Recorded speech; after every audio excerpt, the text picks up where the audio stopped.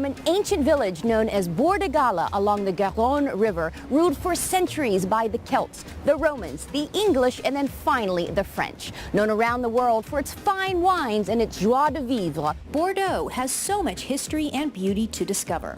Bordeaux is of course known for its fine wines. Where else are you going to find an entire wonky and wonderful museum dedicated solely to wine? In fact, La Cité du Vin is known as the Guggenheim to wine.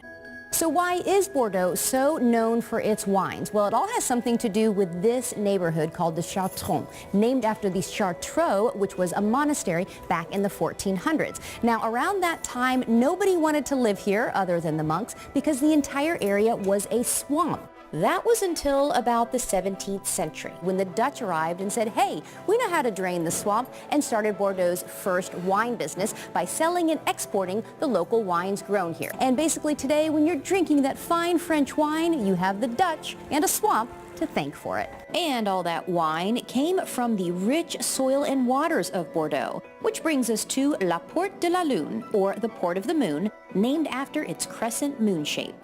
And following that crescent moon shape along the port is beautiful Place de la Bourse, built as a royal square in the 1700s to impress visitors coming into the Porte de la Lune. And impress it does.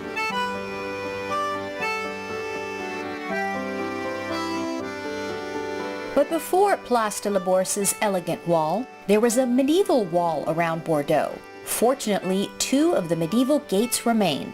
One topped by a gross bell. This is the grosse cloche, not because it's gross, but because grosse means big and cloche means bell. Below that, we see this really neat coat of arms. It has symbols for both England and for France because, of course, both countries ruled over Bordeaux during different time periods. And below that, here is the best part. The archway you see here, that's only one of two left in the entire city that were original gates with the medieval wall that used to circle the town. From not-so-gross history to oh-so-beautiful history, we go now to Bordeaux Cathedral, where in 1137, Eleanor of Aquitaine married Louis VII and became the Queen of France.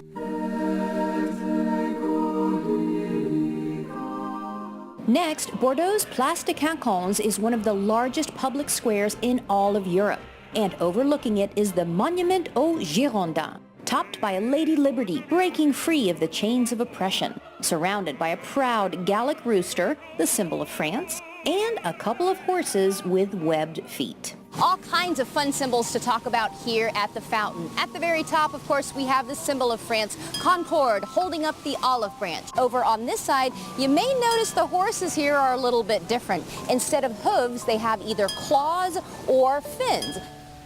Those four horses pulling Concorde's chariot form a quadriga, an ancient Roman symbol of the chariot of the gods, just like the ones you see in Venice. But why the webbed feet on the horses here in Bordeaux? One theory says they're ancient mythological symbols of peace and happiness. Another theory says they simply symbolize the power of Bordeaux's rivers, and webbed feet are better than hooves for swimming. And finally, we go back to La Porte de la Lune, to the fountain with the mysterious symbol. Some say the symbol of Bordeaux symbolizes the three ancient rivers here. And those, of course, are the very waters that help to grow the vineyards for those famous Bordeaux wines.